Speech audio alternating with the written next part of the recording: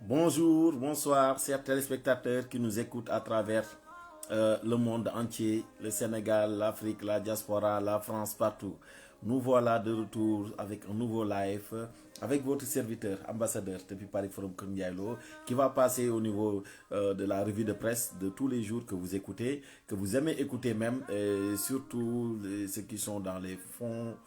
fin du Sénégal ou bien de la diaspora ou bien de l'Afrique, qui aiment bien cette audio de la revue de presse bi nga xamante ne àdduna bi yëpp moom la ñuy déglu. On va parler de l'actualité au niveau national comme international, de ce qui se passe.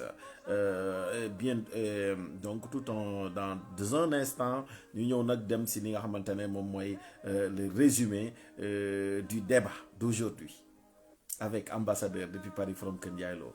Waaw. Et on prie que la paix soit générale partout dans le monde, qu'Allah nous donne la paix dans ce monde ici-bas et au-delà. Kon mu ngi noonu mbokk yi di wax rek képp koo xamante ne yaa ngi seetaan waajal ko ñu ñëw si revue de presse bi di jéggalu rek si yéexaay bi. Il est presque aujourd'hui 0h moins 30 minutes ici si France presque moo jot donc presque minuit jot na. Mais nag du tere ñun dinañ ñëw indi suñu participation si li nga xamante ne moom mooy waxtaan bi ñu bëgg dégtal askanu Sénégal. Donc les titres il y aura les VAR comme vous le voulez bien aimez bien. Aujourd'hui ce 21 mai 2025 on est au 50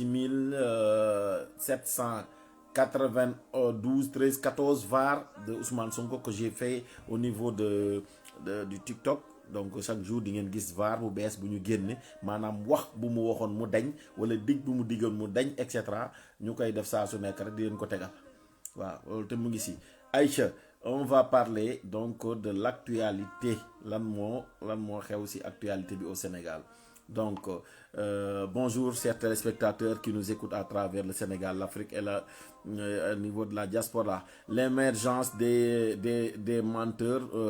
donc moom lañ commencé di gis au niveau du Sénégal. On dirait que y a l'émergence des menteurs ñi nga xamante ne duñu wax dëgg duñu def dëgg duñu digge dëgg dafa mel ni émergence boobu lañ gis car cette élite est actuellement au pouvoir parce que de par les mensonges, la calomniation, diabolisation, diffamation man si lañ dem ba accéder au pouvoir di diffamer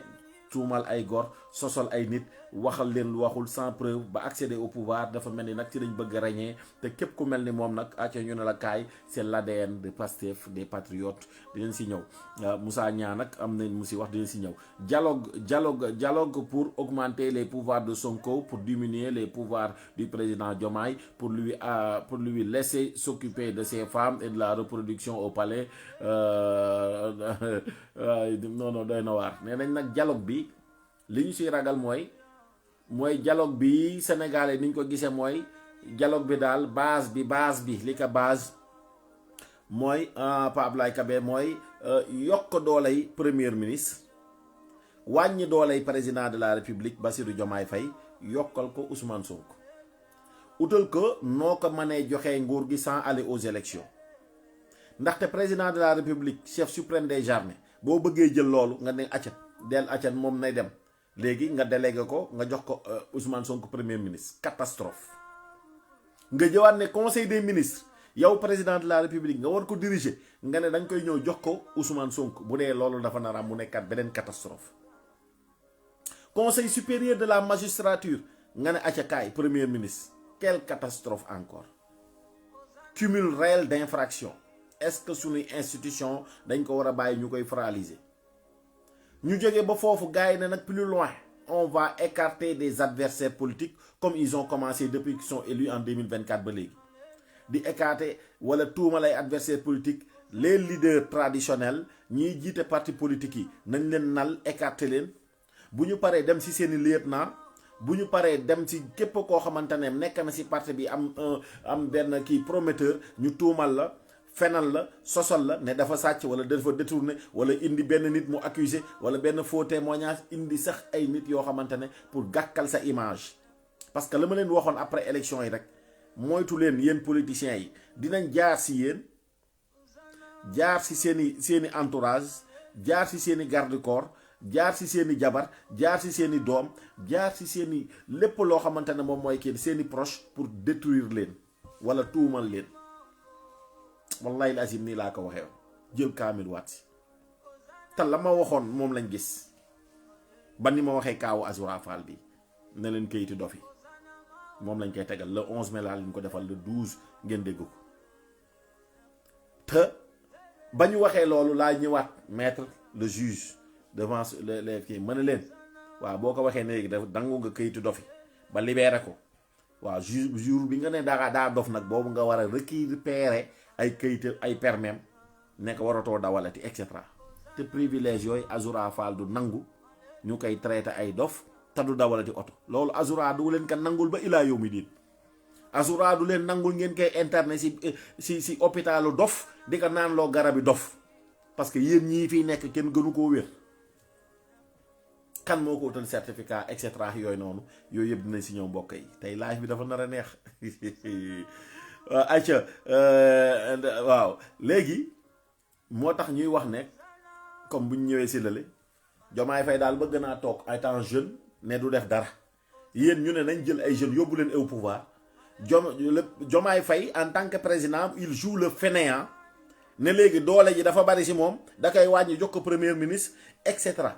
mais fu ñu gisee loolu Ablaye Wade 74 ans lañ ko fale yow 40 ans et plus. lañ lay doon la fale nga ne yow jeune nga ba pare yow màgget ñi sax ñoo la ëpp courage di diriger ay conseil des ministres di diriger conseil supérieur de la magistrature l'armée et cetera di dem di tukki di ñëw di indi ay ngëneel ñoom président Macky Sall noonu Idriss Seck premier ministre pareil et cetera gars yi di liggéey Donald Trump fële si États-Unis moo la mag fukki junni yoon mat na la maam te ay dooleem wàññiwu ko ne da koy jox premier ministre et cetera. yow nag nga yor ak ñàkk fayda goo xamante ne moom la gars yi bëgg a defal di la ko tuural loolu duñ ko nangu bu la ko Ousmane Sonko nangul jaral bu la ko dara jaral si àdduna Diomaye Faye yow falaguñu nga bëgg ne naa toog fële di reproduire di jur say doom et cetera jox Ousmane Sonko nekk acca kaay defal lii wala yow pale bi nga ko bëgg a jox te Sénégal duñ ko nangu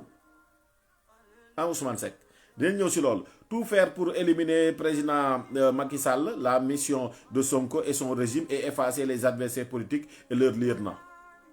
léegi bu ko defee ñu ne deux mandats yi 5 ans yi Macky Sall def na ko mais loi bi dañ ko war a sécuriser tëj ko ba président bu defee 2 mandats de 5 ans du fi ñëwati du mën a tey bokk léegi bu ko defee indirectement complément COI dafa am complément d'objet direct ak complément d'objet indirect COD mooy direct bi COI complément d'objet direct indirect bi nag moom mooy Macky Sall ngeen épargner ko pour 2029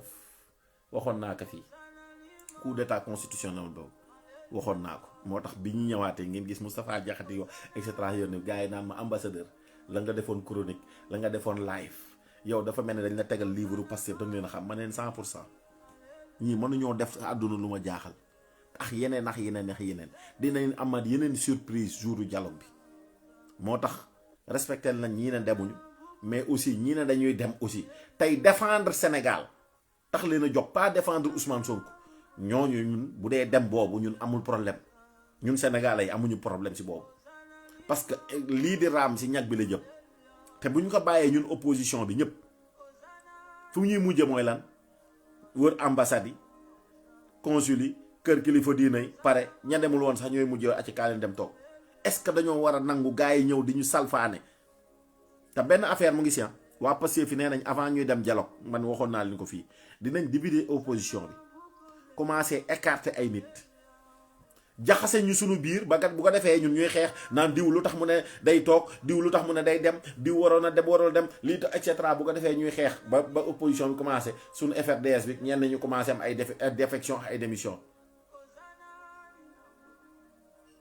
te loolu ba ma koy wax mu ngi noonu si TikTok bi mu ngi si live amul tey kii Ngom neewul ne bàyyi na si kii bi FDS front de l'opposition xam nga assemblée bu Sénégal te mu ngi bokkoon si sàmm sa kàddu léegi nee na kii na mais moom léegi bu kii watul et cetera am naa dëgg si wala amuma dëgg te pareeguñu dialogue bi il va diviser les Sénégalais surtout l'opposition avant le dialogue pendant le dialogue et après le dialogue téye leen sama ñetti choses yi te dina am ay journalistes na fekk yoo xamante ne si la ñuy jaar pour mbalax gën a mën a diviser opposition bi te pouvoir bi daf leen di arranger ñun nag ñoo war a yor sunu muus xàccandoo dóorandoo ku nekk ñu respectal ka parti politique bu nekk ak décision bu mu jël man de dama koy respectal parce que yéen a ànd bokk seen parti yéen a bëgg a falu ngeen xool ne lii mooy logique ñu respectal leen seen logique sénégalais yi ñoom ñu dem toog xool ndax da ngeen fi nekk pour sénégalais yi wala da ngeen fi nekk pour seen bopp sama xalaat bu gàtt la. Aïcha dinañ ñëw nag di waxtaan si loolu détention arbitraire de Abdou Nguer bracelet électronique Ismaïla Madior Fall wala mu nekk ay injustice yooyu yëpp nañ si wax statut du chef de l'opposition l'avenir donne raison au président Idriss Seck ndeysaan mi ñu loon xeex di ko ki yool yooyu ba mujjee gi mu dem ses ñu teg ko fa di ko fay ay salaire même pas 5 et quelques mille et cetera mu bàyyi 4 milliards